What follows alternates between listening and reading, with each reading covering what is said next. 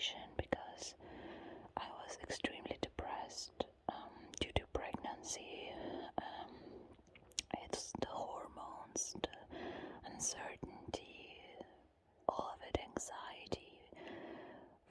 All of a sudden I was constantly fighting with my boyfriend, which we never fought as much before as we did when I was pregnant.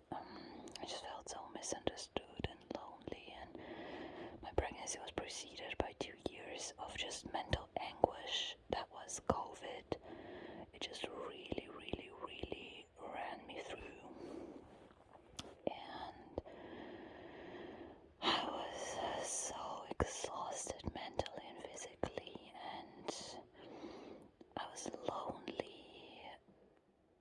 I don't know, the summer was fun, but it was this another long stretch of just loneliness where I barely saw anybody of my friends. Before, I at least had, my sister to hang out with and her husband, but now that we were all settled in our new places, we stopped hanging out as much. We were hanging out daily, which was so helpful for me, but now I was feeling lonely and isolated again. My boyfriend was working, and I don't know what type of hormone it is, but I just couldn't deal without him. I never felt that way. I was always so self-sufficient on my own. I had a lot of shit going on.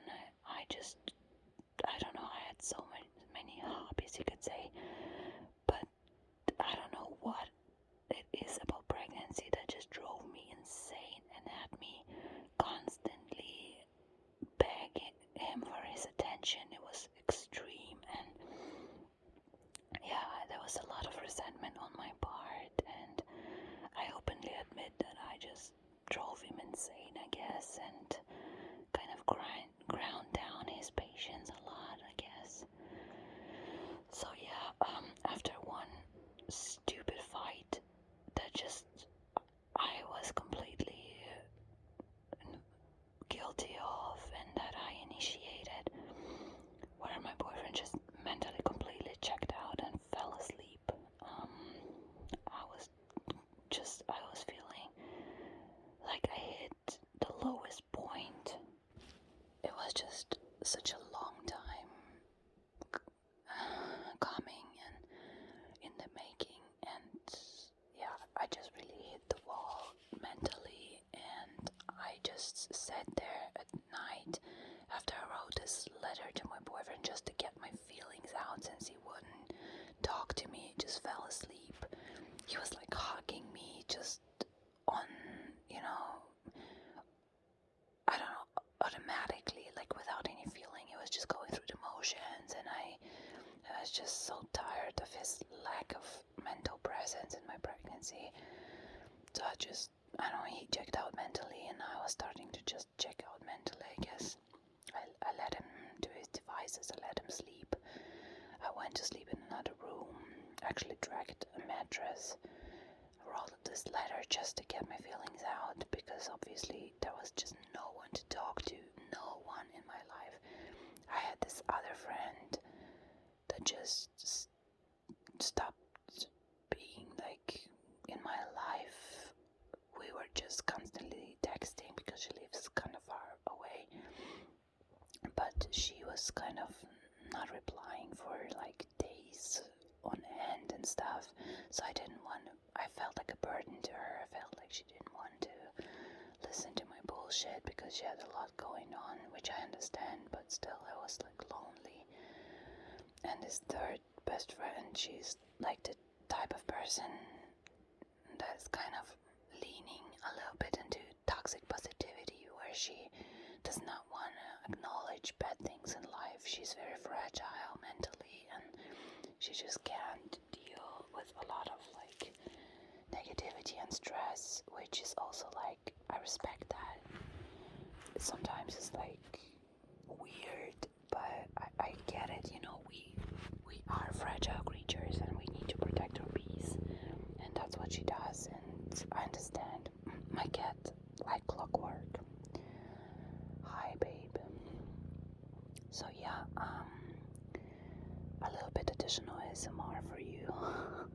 And so I just sat there and I couldn't believe that I even thinking about it, about texting my ex-best friend, because why would I? Like, she made herself so clear without saying anything, and I don't know, it was such a long time since we last talked about anything serious, and I was just thinking that she seemed so friendly the last times that we saw each other.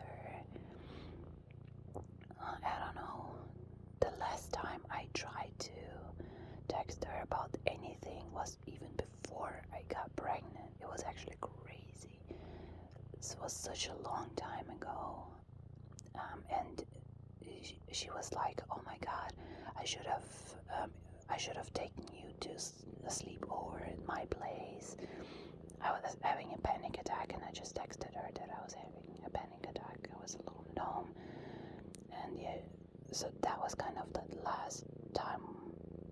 I don't know. She was kind of welcoming to talk, but kind of wasn't. Whatever. And the last times we actually saw each other and talked, she was very friendly to me. I don't know.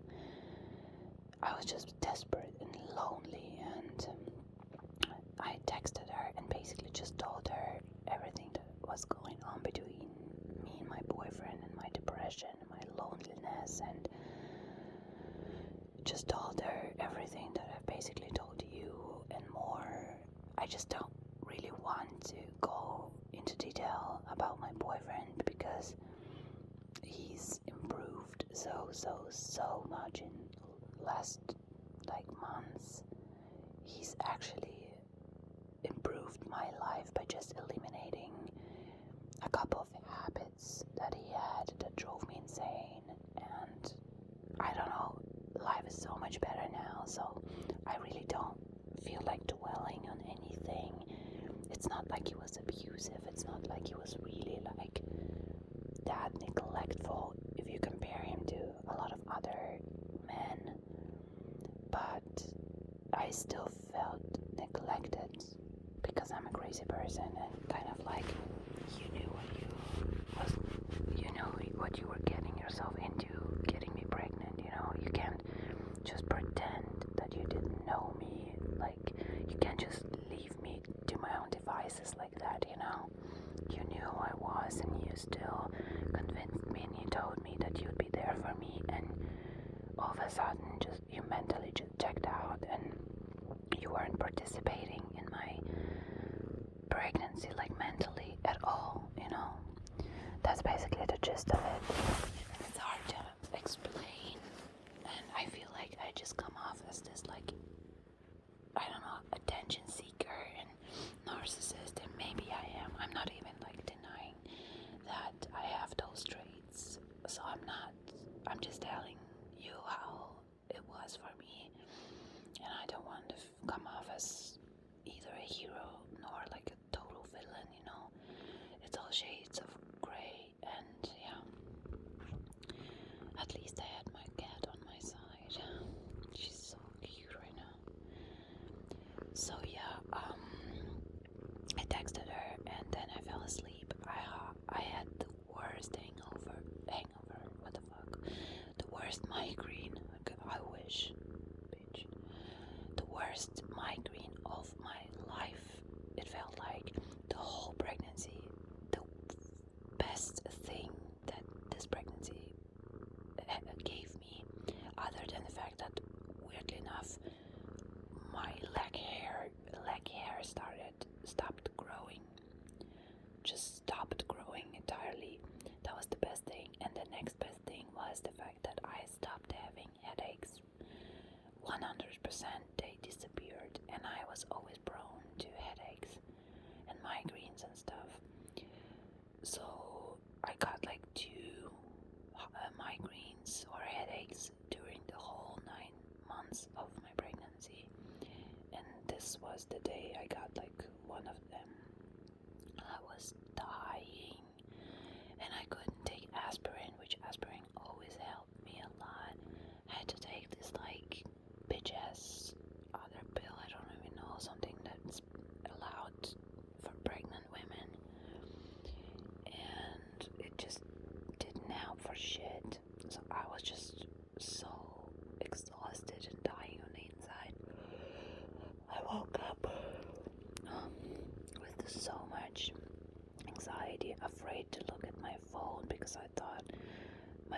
ex-best friend will probably ignore me or just even worse reply something disinterested and whatever. But to her credit, she like really came through and she really like sent me back an audio message. We would constantly send each other audio messages because we're both long-winded, as you can tell. And she was very understanding, and yeah, we just got to talking, and this was the moment where, just completely out of fucking nowhere, our friendship just restored back to what it was, slowly but surely. It was actually so fucking weird. And yeah, we obviously we would not have been in this stupid position if we talked about our feelings, you know. We're both talking about shit to each other, but it's never about each other. I don't know, we just both have intimacy issues, like moral, mental issues with intimacy, so we don't do that shit. We don't do much hugging and stuff like that, you know, cuddling, nothing like that. We're like very polite and distant with each other, but still, like, we're, you know, we could talk for like hours about, you know, our inner workings of our minds and stuff. Like, it's weird. I guess it's just really like avoidant, you know, personality, I guess. And so to this day, and it's been like almost a year, or even a year, I guess, we haven't talked about what happened, which is so healthy. But I just don't feel like talking about it. It's so weird and awkward, and she doesn't talk about it, so we just don't talk about it. And we're just now, again, friends. I don't know, like, I'm not thinking about what would happen if she does me wrong again. I think I'm a sucker for it. I guess I should prepare myself, because if she did it one time, she could do it again. But now that I have a baby, I guess I hope that I'm more well equipped, hopefully, to deal with it now, because I have like more on my plate and more important things going on. I don't know. It was so weird. And we kept texting from this point onward, almost like daily or a couple of times a week, and talking about stuff. And yeah, she was very like normal, and she talked for a long time, sending me long messages and stuff like that, like nothing happened. And it really helped me. I couldn't believe it. I actually couldn't believe it. I was so weirded out by it. I really texted her out of desperation, and I was like, at the beginning of my message, I was like, look, I'm sorry that I'm bothering you. I really kept it to myself for this long because I didn't want to burden you with my bullshit. I know you have a lot on your plate, I understand. I just really want to shit it all out, and I really don't need you to kind of like reply or give me advice. I just really want to say it out loud to a human being. And there's no one I can talk to, and I'm very lonely, so if you could just allow me to send you this message, that would just help me a whole lot, and you don't need to text me back something long or whatever. I was so apologetic. It was actually pathetic, but yeah, she really came through. And that was kind of the moment where life started to turn around and improve for me. I still had a long way to go, but that was the beginning. I still cherish this moment, no matter what happens.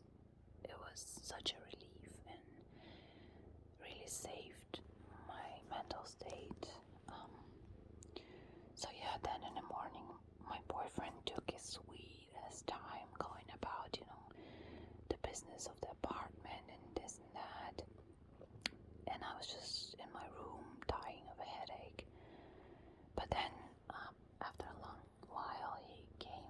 sat down next to me, hugged me, and he was actually extremely apologetic.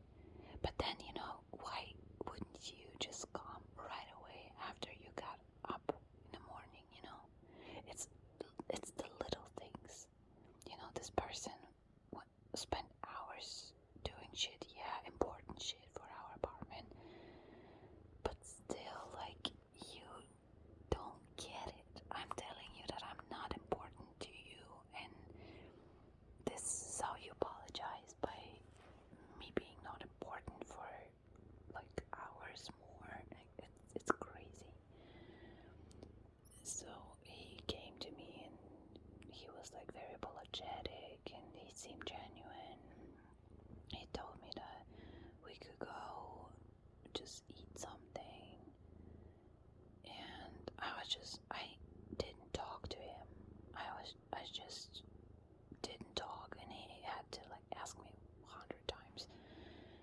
And I just stood up, got dressed, and we just went to this place that's 5 minutes away from us, just to eat.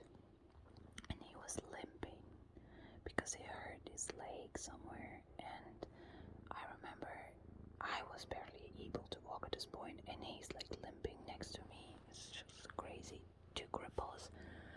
And I remember feeling this insane feeling of pity. I pitied him so much. My heart went out to him the way he just limped. I just wanted to fucking hug him, kiss him, tell him that I love him. And it took everything that I had not to do it, because I was still so upset. I guess I wanted to make it known that I was upset. But my boyfriend, being my boyfriend, he was just, I guess, okay with us not talking. And we just ate in almost total silence. He just made conversation a little bit, and I just nodded or something. But it was like he was okay not talking to me. This is the shit I'm talking about. It's actually crazy. I felt just so gaslit by on the one hand he's so friendly and loving and at this moment, but on the other hand he's so fine with me being so upset still, and he doesn't want to talk about it. He prefers his just comfort of not having to talk to me, and I can just go to hell for all he cares. That's how it felt. And again, this is how he protects his peace, and I respect that as well. I understand it, but so many people doing them around me, and I'm the one who suffers because I'm so bound to them by love. And this is not strangers. I get strangers. I get it. My connection to my friends and stuff is too deep for me, and it's my problem. But it's my best friend. It's my boyfriend. It's my parents. Why are you all so distant? If I feel so disconnected. Oh, it's so crazy that a pregnant bitch has no one to talk to. I don't know. Could not imagine doing a close friend of mine like that. Just couldn't imagine. But other people obviously can. And yeah, my boyfriend had to go to work that day, of course. I cried watching him go. But yeah, some resemblance of peace was restored, and then I kind of, it just gave me some boost, I guess, and I just wanted to try my hand at living again. I don't give up easy. I always get up in the morning the next day, and I have a lot of fight in me. Thank God. I remember as a teenager actually thinking that, man, I wish I was this type of person that could just go all out, throwing myself out of a window type shit, I probably could get people to actually take me seriously, but I'm a pussy, and I also like don't have it in me to quit, and I still fight. I can't really let go of the wheel the way some people I know can, and people just know that. They know that I'm strong, and they know that they can just do me a certain type of way, and I'll be fine. At least I'll appear fine, and that's kind of enough to them, you know. So yeah, but now that I'm older, obviously I know that it's a good thing because I really don't want to be edgy like that. I don't want to be hitting rock bottom constantly or whatever. I'm fine, you know, the way I am. That I keep going, keep fighting. Like, I can be depressed one day and the next day I'm back to my routine, back on my fitness, back on like washing, cleaning, and it doesn't take me a long time. I guess it's high functioning anxiety more than anything. It's not nothing to be proud of. It's a disorder that just keeps me going and going and going like a robot. Doesn't say much about me as a person other than I'm driven by a demon. You know, I don't even give myself much credit for this behavior. I know it's just my anxiety ruling me. And yeah, so yeah, whatever. I kind of texted my girlfriends and I was like, yeah, my boyfriend and I, we bought a grill, so let's just grill something in our new place, you know, celebrate the fact that we moved. And only two girls could make it, my ex-best friend and another friend. And my boyfriend was there. We grilled, we prepped some meat, and it was actually very fun. And then this other girl left, and I remember she was asking my ex, or you could say best friend, I guess, from this point onward or whatever. She asked her, do you want me to take you home? And my best friend, she was like, nah, I'll hang around a little bit longer, even though it's expensive to go by bus to where I live. It's quite expensive. So I was like, wow, you know, wow, where's that coming from? And then we just chatted, and she was like, fuck, I missed my bus. I wouldn't make it if I like start running now. And this is how she stayed over for the first time in like a year or more. And remember, we were constantly having sleepovers almost every weekend. One of us was staying at another one's place. You know, it was a thing for us. This is what I'm talking about. Like, I missed her. I missed her physical presence. I missed the sleepovers. We were like sisters. We really spent time together and like texted the whole time. Like, she was a presence in my life, and I was a presence in hers, and I just couldn't believe that she would just leave me like that and without any warning. And yeah, but yeah, she stayed over, and she stayed over at my living room, as she like did a lot of time, or always.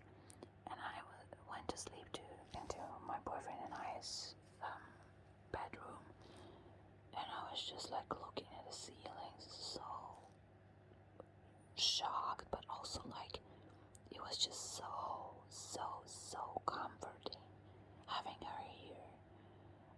I really couldn't believe it that she was here again. I couldn't believe what I did to deserve this happiness again that I was craving for such a long time. I just really couldn't believe it.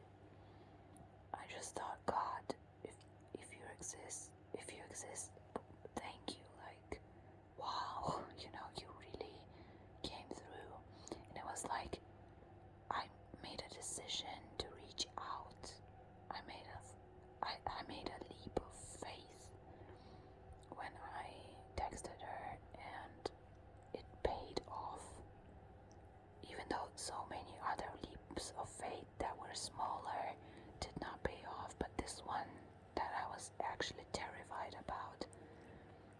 actually scared. It paid off, and I was like, wow, I'm so shocked. She's actually sleeping over at my place again, like nothing happened. Wow. And I made a point to not get my hopes up, obviously, but I didn't even talk about her to my boyfriend. I just didn't know what to say. We were just texting now, and now that I had her, I felt more confident. I felt more like I didn't need my boyfriend to be like my best friend anymore. I could deal with without him, or at least you could say I could spread my crazy to the both of them. Just being honest here. And yeah, it was crazy. And then came, and I'm thinking if there's anything other than I missed. Well, just a couple of things, I guess.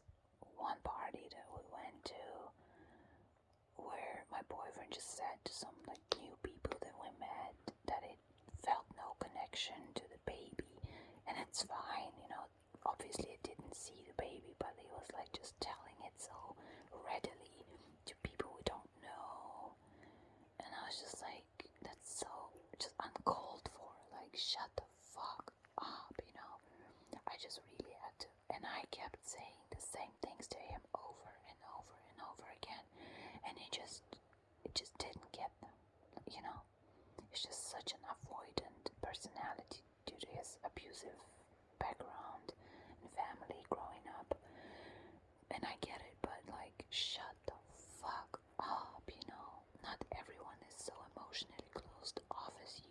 Read the fucking room. I'm right here, and it's not the first day of my pregnancy. You know how I feel about your lack of investment, and shut the fuck up, please. You're embarrassing yourself. And oh my god. And I just kept saying to him, that you do realize that we women, we don't come with some built-in mechanism where we automatically are fucking great mothers. It's misogynistic to say that. I hate this shit. I hate when people say that. Everything that we women are actually biologically wired to do for children, it's always to our detriment. We don't sleep well, we worry too much, this shit, People use that against us to claim that we're best suited for childcare, but those things make us crazy. They hurt us.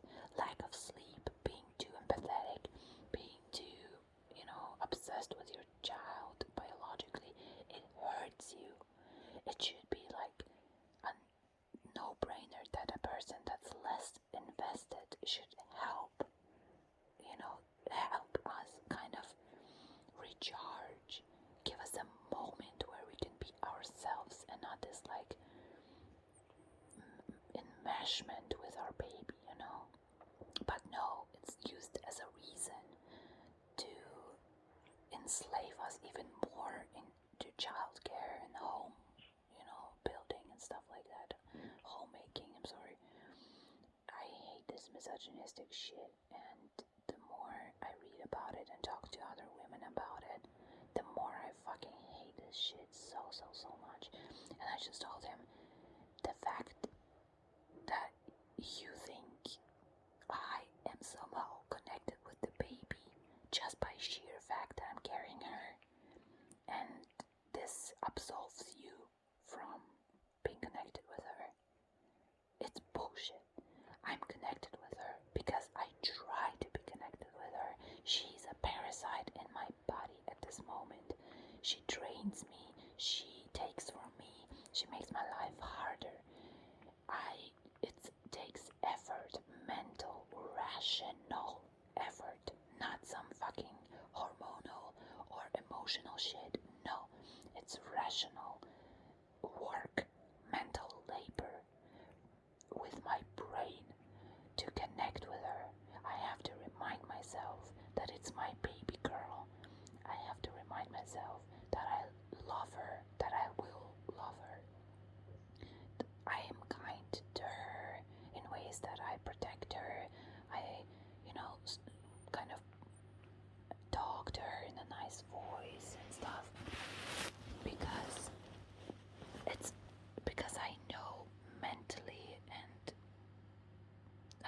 cat is pressing buttons on my phone. You know what I mean? Like, it takes effort from me. It doesn't come pre-installed into me. So it's so unfair that he thinks that he gets a pass to not be connected with her. What the fuck is wrong with you? And it's shit like that, you know. That's like a good example of how he was. You know, if you've watched Gone Girl, obviously she's not my role model and shit like that. But it's the sentiment, you know, in vacuum, it makes kind of sense where I pretended for you, I actually made effort for you, and you just stopped. Like, don't we both need to kind of make more of an effort to be pleasant towards each other? You know, obviously not to this extent as in the movie, but you know what I mean. Like, could you not pretend to be excited about my pregnancy just to make me feel better? You know, we pretend to care about each other's birthdays, you know, we don't really care. We just pretend to care to make the other person feel special, and that's fine, you know? Or stuff like that. Someone, you know, tells you some news and you don't really care, but you care that they're happy. And so you say, wow, great, you know, and you actually give it a listen, even though if it were someone you don't know, you wouldn't be interested to. We shouldn't really never make an effort just because it's effort, you know? What the fuck? And I'm pregnant and you couldn't just, don't get me started on this shit. So yeah, it's so much about the boyfriend stuff that I really feel like just telling it kind of one annoying story at a time, you know, because otherwise we'll be here for a year. And again, I'm a crazy bitch, and I was even worse pregnant. So it doesn't absolve me of, like, you know, the responsibility, but my cat is hunting. I'm just saying. And my washing machine is going crazy. I'm sorry. I hope it doesn't bother you that much. But maybe the story is kind of over anyway at this point. One other thing that I forgot to mention was, not forgot, but just want to mention, the last time I did anything with other people pregnant, I invited kind of my family to, you know, just hang out at our place. I felt the ugliest I have ever been. I felt like a fucking ghoul. I don't know. And the photos that I have from this day, baby, they prove it. I was so unlike myself, and I can't even explain it. One thing I can say is, baby girl was swole AF. I was swollen in the weirdest way. Like, I can't even explain it. I was just so ugly and fugly, and I was, oh my god. And I know I'm being harsh on myself, and I wouldn't even notice it if it were my pregnant friend or something, but if it's me, and I know that I was, like, I had the best body of my life when I got pregnant. So I had this comparison. I actually had a body where I looked in the mirror and I was like, damn bitch, you got it, and then some. And then looking at these pictures, it's actually funny to me now. I really suggest, when you're at your lowest appearance wise, that you take pictures, because if you plan on improving, it will be great to compare yourself to your fugly past self. And again, I really don't notice those things with other people. I'm constantly unkind towards myself in ways that if I were to do this shit or to think this shit about other people, it'll be outright abusive. But since it's me, I can abuse the shit out of myself, and that's always been my thing, and it's actually annoying and wrong, and I know it's wrong, and I'm working on it, on more self-love. But yeah, I just want to mention it. I was like, ugh, I can't even explain it. The way I was dressed, the way, my face, and then, I guess in the next video, I'll talk about how one day I was kind of, at the end of my pregnancy, so I was so relaxed. All of a sudden, I felt like I had all the time in the world to carry this baby still, because I had like 2 more weeks on me, which is nothing, but I was like so whatever about it. I don't know why. I feel like I was in denial somehow. And yeah, I kept having like these like Braxton Hicks contractions where your belly just got so hard and like it weighed 100 tons, and I couldn't breathe while sleeping. I kept peeing every 5 seconds. I was done with this pregnancy. I was done. I got some stretch marks, not much, but still. And yeah, I was so fucking done. So one day, I'm just chilling. My boyfriend is working. A girlfriend of mine gave me this like huge ass book about pregnancy that I completely ignored. But this particular fucking day, I was bored and I decided to read on it. And I decided to read about, the birth part and stuff like that. Because the last time I did, it was at the beginning of my pregnancy, and I actually cried a little bit because I was like, oh my god, oh no. Anyhow, so here am I reading about what it feels like to be induced, where they give you this like pill or something so that your baby comes at a certain time to basically activate labor, and that it's the birth can get kind of intense if you're induced and stuff like that. And then I'm just reading about like epidural, where they just give you a needle into your spine and just all of that. And I actually had like tears.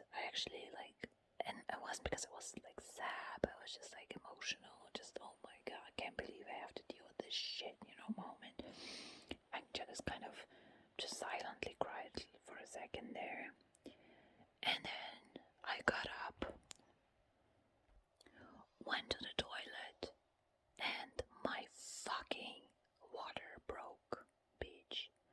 2 weeks before the deadline. So that will be my next video, but it's a doozy, so yeah, I'll save it for later. I'm tired of talking. So yeah, see you next time. Bye.